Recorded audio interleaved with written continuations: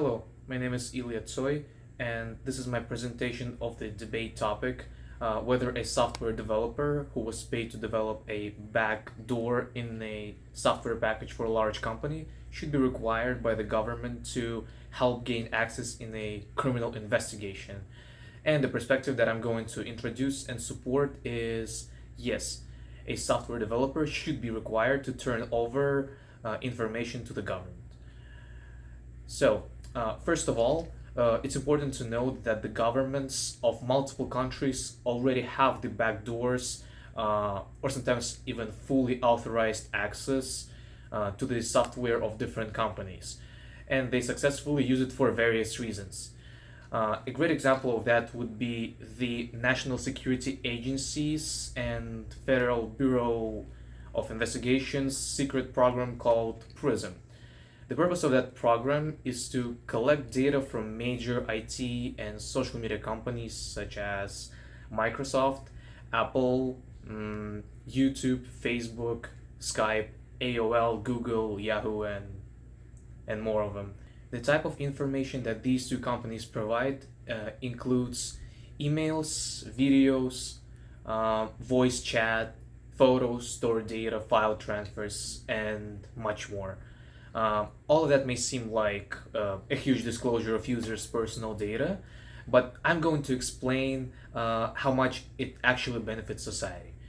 The first argument is probably the most significant one of all of them because it's directly related to national security. It's the ability of the government to monitor social media and store data, including logs, that allows them to prevent potential terrorist attacks. It's not a secret that terrorists are using encryption in order to communicate with each other and plan their attacks.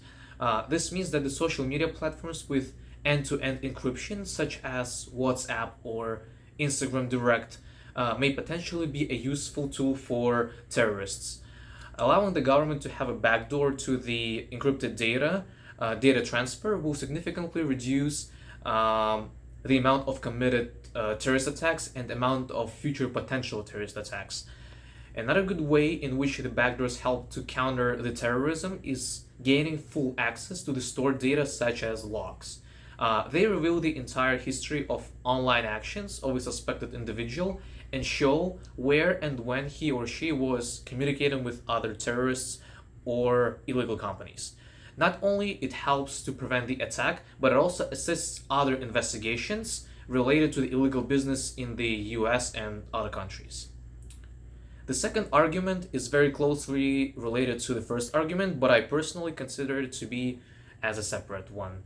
The backdoor access to the information allows government and law enforcement to prevent corruption and illegal market trading. With the corruption case, it's pretty much straightforward.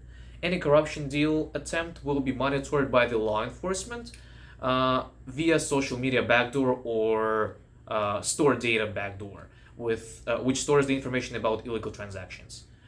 The same can be applied to illegal market trading, including illegal drug sale, human trafficking, illegal organ sale, illegal sale of weapons and explosive, and stuff like that. The third argument is child abuse and or abduction prevention.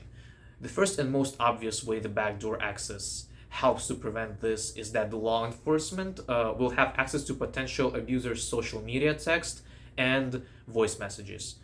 The suspected criminal can then be easily arrested with the collected evidence being his own text messages or voice recording. But what if abuser never uses text messages or any social media to abuse children? What if the potential abuser is actually a member family of a victim? In this case, companies like Apple or Samsung should provide backdoor access to the voice recording software installed in every smartphone. With that, a suspected abuser will always be monitored by his own smartphone, which will be at least a useful evidence to issue a warrant to search the abuser's home.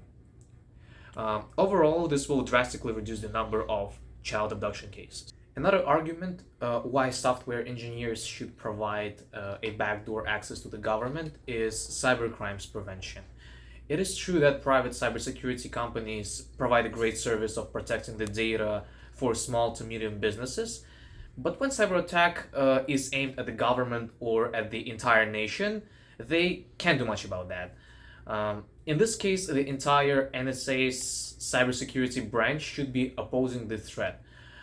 The backdoor access will provide these specialists with a whole stack of useful information related to the potential cyber attack, as well as the access to potential attackers' communication systems. Summarizing all these arguments, I can conclude that providing the government with the backdoors to different widely used software will be very beneficial to society. So, a software developer that was paid to create a backdoor to the large company's software must be required to provide and access to it to the government and government only. Also, I should briefly note a couple of counter arguments that may possibly be used by the opposing perspective side. First is the ethical and legal issue related to the access to users' personal data.